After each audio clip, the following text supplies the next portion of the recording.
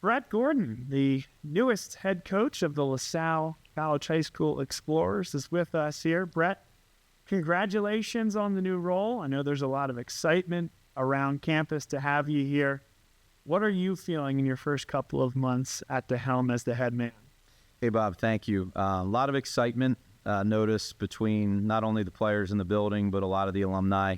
I think there's a lot to be excited about. I'm certainly having a lot of fun so far getting to meet our players and starting the process of turning the program over. So it's been a lot of work so far, but a lot of excitement, and the best part's been putting the staff together and starting to get to know our players. So excited to keep it going here over the next few months. That's great, and we'll get to where you're going, but to do that, we're going to talk about where you've been and where you've come from. So class of 1998 here at LaSalle, distinguished quarterback, 32-game winning streak while you were here on campus over the span of 3 different seasons.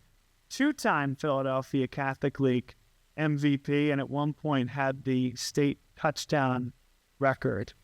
What do you think about when you reminisce and think back to your time on the gridiron playing for LaSalle? Yeah, a lot of great memories, as you mentioned. I would say the part that myself and teammates that I played with were most proud of was our overall record during that stretch of those 3 seasons, only losing 5 games over a 3-year span, of which there was a 32-game winning streak mixed in there. So as the years have gone by, the championships obviously are things that myself and a lot of teammates that I stay in touch with were extremely proud of, kind of that time of excellence, if you will, within the program. And the relationships and thinking back to all of the wins and the time we spent together, and certainly the championships we're most proud of. And you also won a Maxwell Award, which is quite the distinguished honor, certainly here in Philadelphia where the football club was founded. But it is a national award, and that has to be an honor that you think back on fondly. Well, yeah, my office at home, and to this day, one of my most prized possessions was a painting I actually got as part of winning the Maxwell Award in 1998, because it was a painting of myself and then all the other Maxwell Award winners of that year, some of which were the likes of Charles Woodson, Barry Sanders, Tony Dungy, Lloyd Carr, and Peyton Manning. And the picture is actually autographed, signed directly to me from Peyton, who, as part of that Jim Henry banquet, had a chance to spend some time with, and to this day is something that I treasure that memory for sure. That's great. And then you move on to play at Villanova University, setting multiple records at Villanova, runner-up to the man in the booth, Tony Romo, for the Walter Payton Award. Yeah, those were similar pieces, right? I mean, so I still have a lot of buddies that give me a hard time about coming in second to Tony Romo for that award. But a lot of great memories, relationships. Had a chance to be a part of 2 conference championship teams at Villanova, and then my senior year making a run into the national 1AA, or now what it's called the FCS semifinals. So those memories last for a lifetime, the relationships as well. We had a lot of success. It was definitely a good era of Villanova football, and try to stay as involved as I can even to this day in the program. Years ago, you and I talked offline about this, but those were special Villanova teams. You played with Brian Westbrook. You mentioned the postseason success. There was a young Bob Long back in the day that would spend many a Saturday at Villanova Stadium watching Brian Westbrook and Brett Gordon, 2 of my heroes at the time, go out and play on the gridiron. So now, to come full circle, it's special for you to have you here with the program, and I'm excited to work with you and the program and broadcast you guys on Friday and Saturdays. No, I appreciate it. I think from a media standpoint, your involvement of the program has taken LaSalle to another level. So I'm excited to be a part of it and get a chance to work together. I've said this to you before, I'll say it here. I'm very appreciative of how you put LaSalle on the map as far as the modern age of the YouTube channel, and getting visibility of our program across the U.S. has been huge. And I'm just excited about helping being part of continuing that. That's great. One more on the old school Philadelphia Catholic League and your time playing in it. There was a story that came out in 2021 where then head coach of the New York Giants, Joe Judge, was asked, who is the best Philadelphia Catholic League quarterback when you played? Of course, there's reported expected to hear Kevin Stefanski, Browns head coach, or Joe Judge. And the answer was Brett Gordon. And I understand your phone blew up. That became a really big story here regionally. What do you remember about that day and also that time playing with such talented guys such as Kevin and Joe here in the PCL? Yeah, so I follow the NFL very closely. I've stayed in contact with Kevin Stefanski specifically over the years. So not knowing the context of what was said at the time, I did, kind of get swarmed, if you will, very quickly with a lot of people that heard it. There's a connection with the Judge family, actually with MMR, which is where my kids go to school. Joe's mother, Denise, is actually the principal at MMR, where both my son and daughter go to school. So that got out, and then I ended up getting a phone call from a beat writer in New Jersey. So it was certainly exciting. There's been a lot of great players, obviously, that have played in the history of the Catholic League. There's been some very successful coaches that have moved on. Sean McDermott's an alumni here. Kevin, who was a prep grad. So to be mentioned in the name of some of those folks, not only as players, but what they've done professionally was pretty exciting. And I actually had a chance to connect with Joe Judge himself as a result of that conversation. So we had a pretty funny exchange via text. But, it was definitely a whirlwind for a good 2 to 3 days there when it happened. So your coaching career, you were a grad assistant at Ole Miss for a period of time with David Cutcliffe down there. You've spent lots of time here on LaSalle's sideline in multiple stints. What has your coaching career been like to this point? What do you love about it? And what will be different being the head man here at LaSalle? Yeah, so I feel fortunate over, the last 20 plus years since my playing days to be a part of a number of different staff, starting at the collegiate level, and then recently, with being a part of the LaSalle program and a small stint in 2015 actually with Imhotep. So I think whether it's coaching or profession, I think our job is to go through different experiences and take each situation uniquely and understand, take the good with it, and then also take some good lessons of things you wouldn't want to do.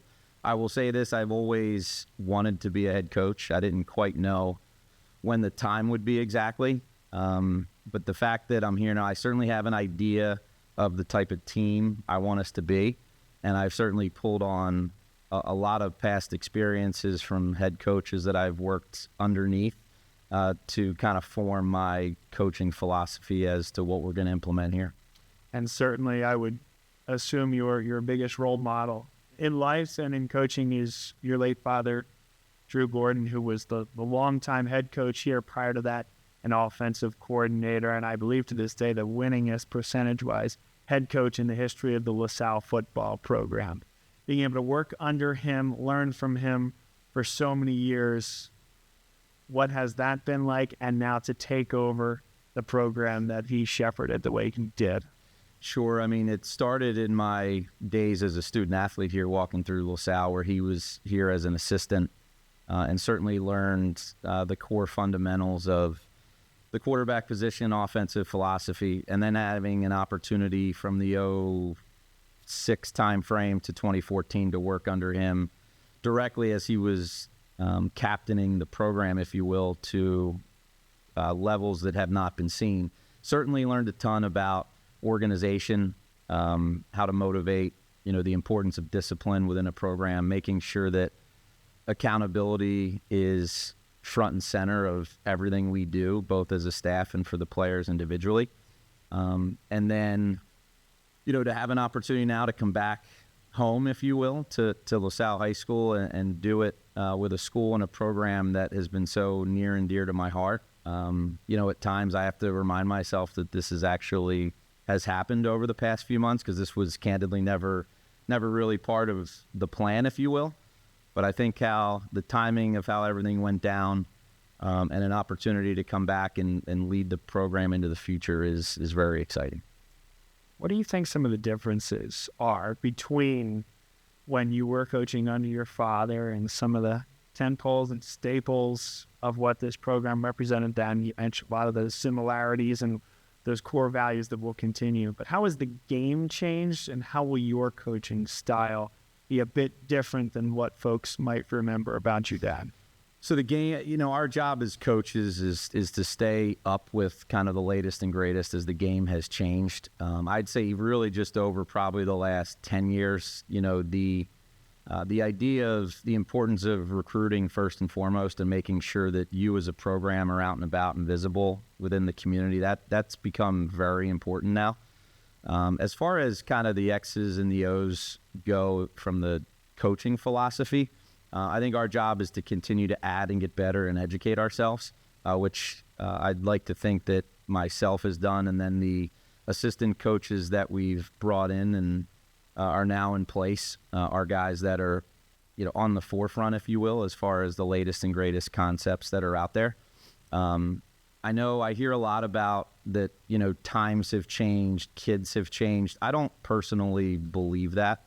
I think as adults, a lot of us have changed as far as, we don't like to see our kids struggle, right? So at the end of the day, whether it's a parent situation or as a coach, I think kids still crave discipline. I think they want to be held accountable and they want to be part of something that's bigger than just themselves.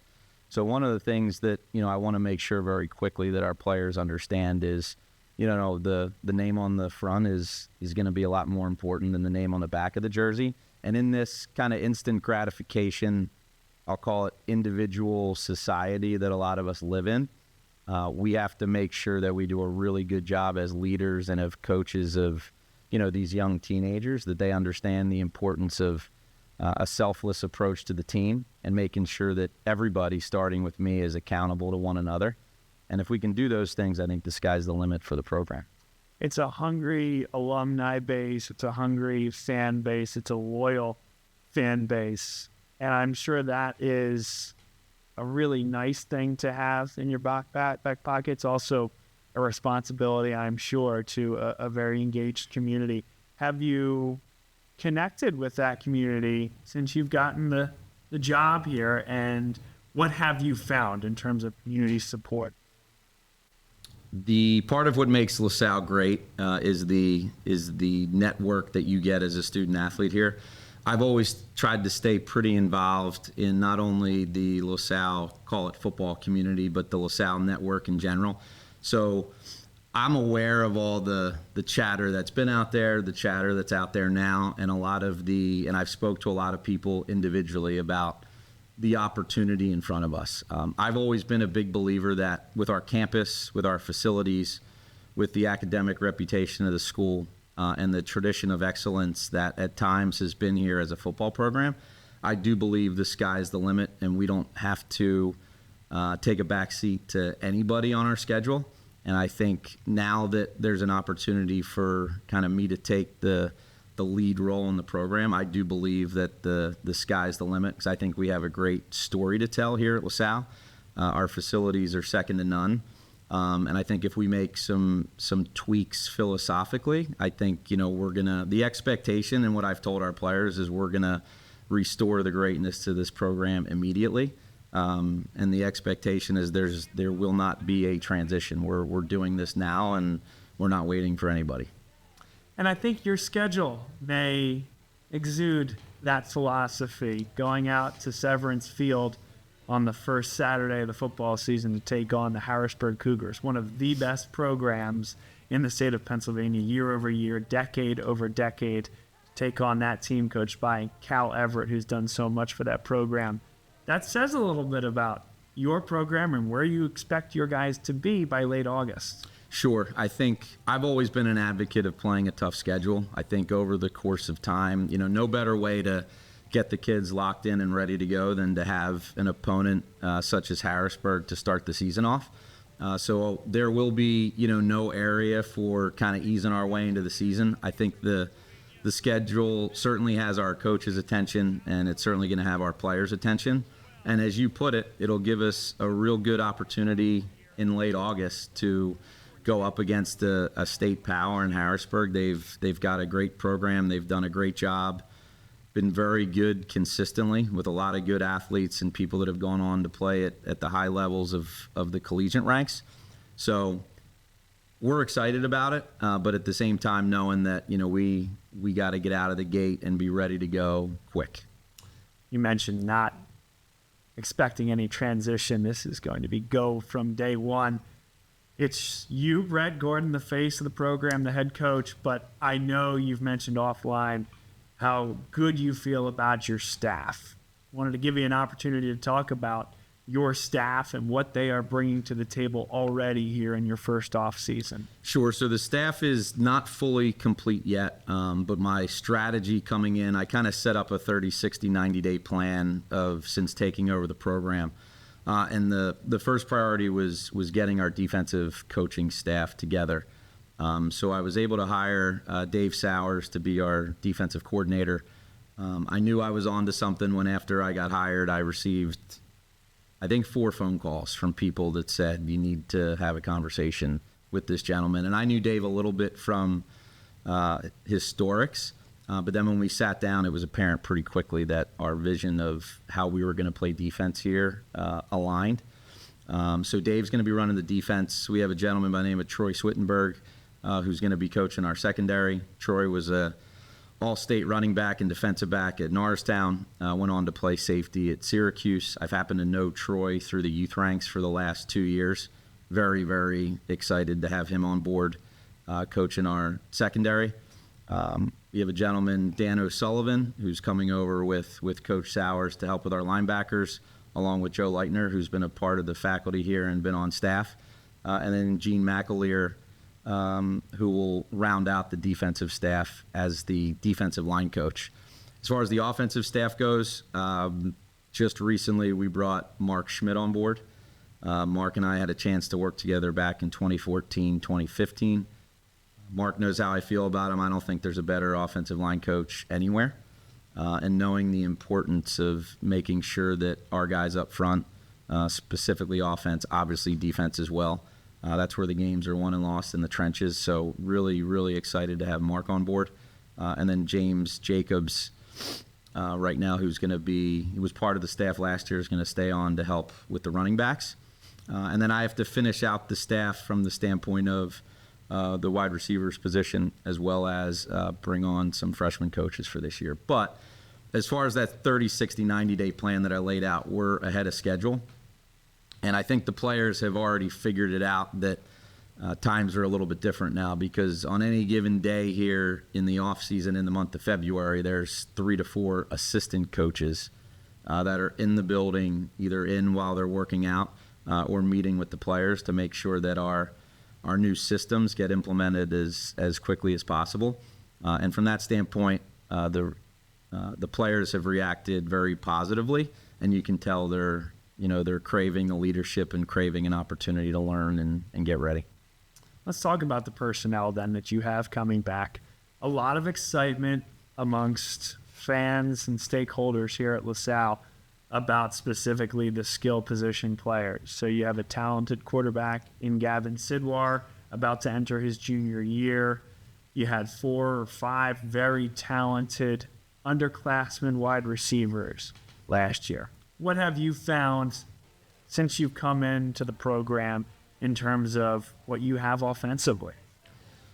So, yeah, I mean, there's no doubt that there's talented skill players in the program. I had a chance to watch live 2 or 3 different games last year, and then have certainly had access to all the game film to see the rest of the season. So from a talent standpoint, it's certainly there. But as I mentioned to the players in the first time we had a chance to meet one another, there's nothing worse than talent that goes unfulfilled.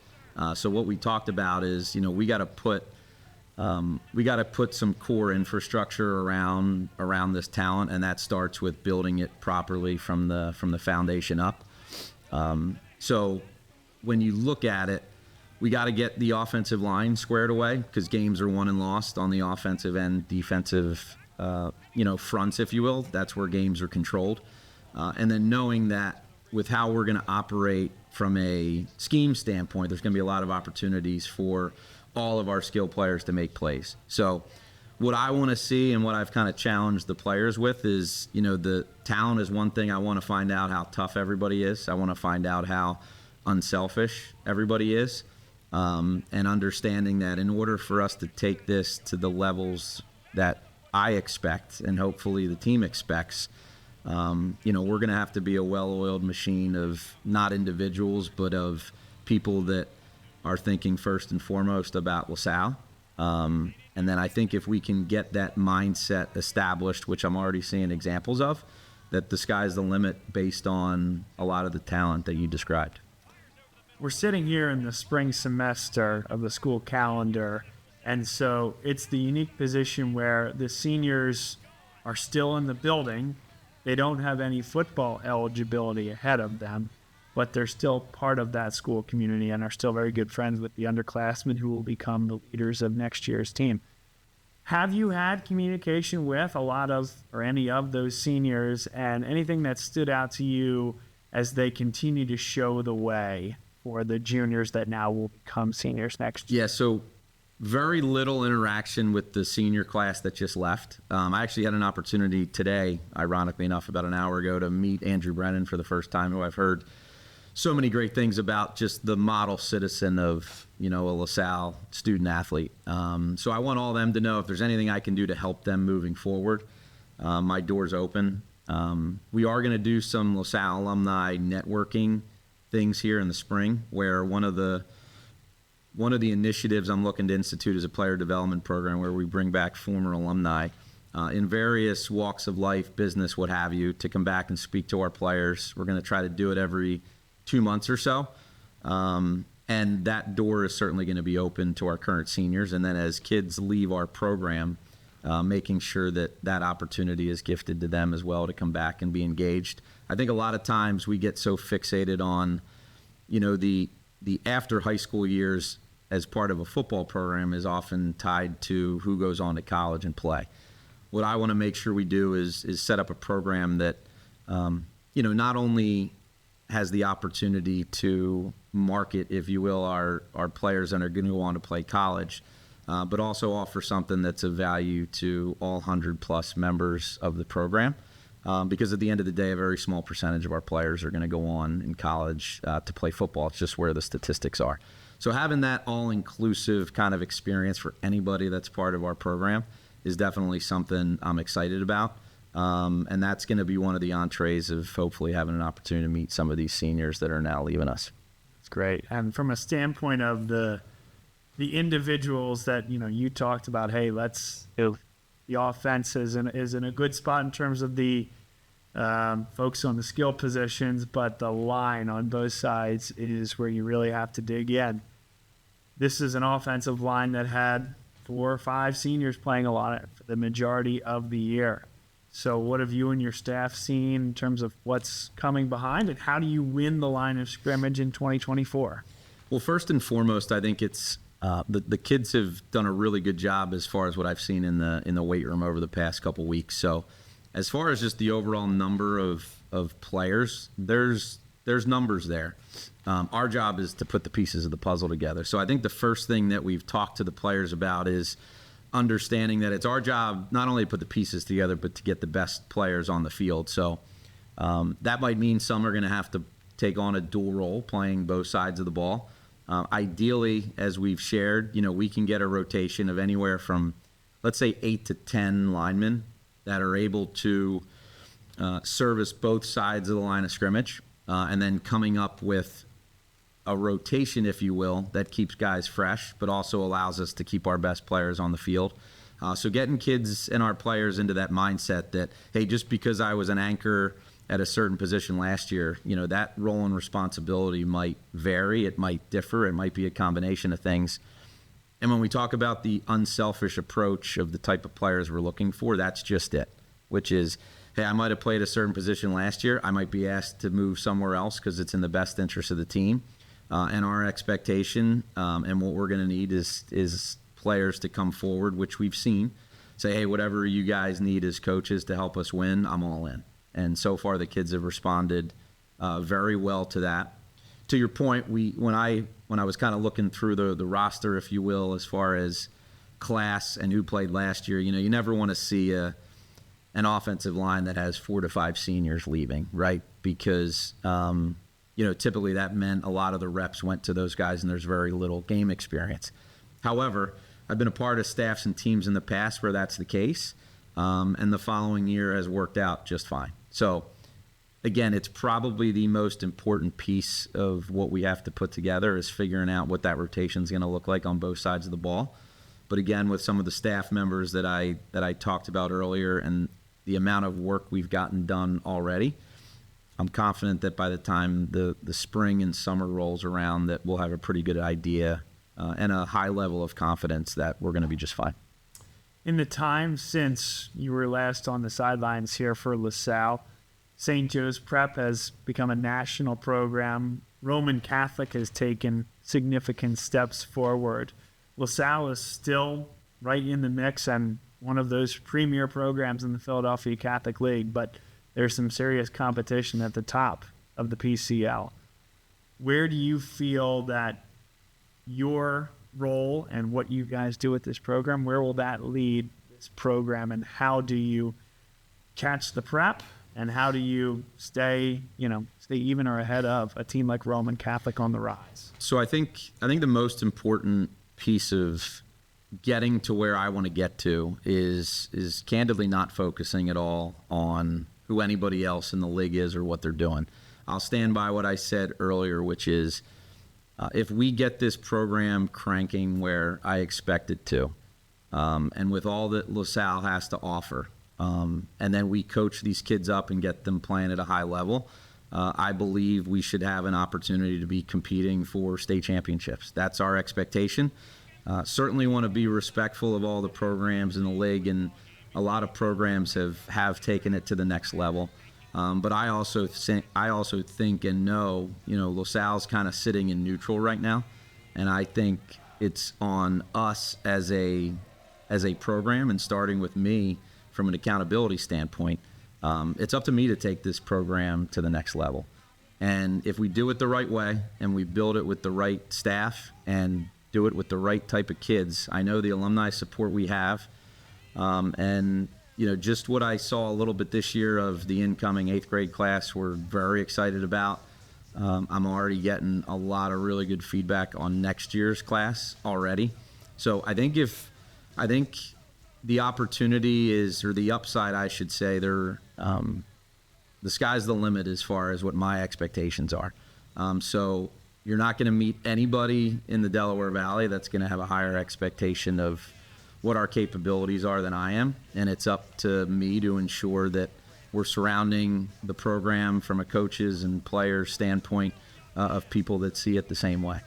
You talked about the incoming 8th grade class, and in somewhat of a life moves on and goes in circles, opportunity for your son, who's going to be coming into LaSalle, also a quarterback by trade, and now you'll have the opportunity to coach him, just the way your dad did with you when you were playing here at LaSalle. I'm sure that's very special for you. It is. It was not really ever part of the plan, and I can say that. But my son Luke, he's a good kid first and foremost. He's a good student. He's a good kid. I think LaSalle will do very well with him here. And then, his football background, as he knows, just like anybody else, right? It's going to be an opportunity. You'll have an opportunity to compete and be a part of a good program and something special. That's the only thing I'll really ever promise anybody in this program. But certainly when you tie it all back to, my experience here as a player and having a chance to play for my father, and now the chance to coach him, is something that's exciting. But I think the timing of this whole thing, I want to let him come in and do his thing as a freshman with his classmates and get the camaraderie built with them, and know that, the opportunity, with the upperclassmen that's here and now, to make sure that they see their potential through. So not only my son's situation, but we're very excited about the incoming 8th graders as a whole. That's great.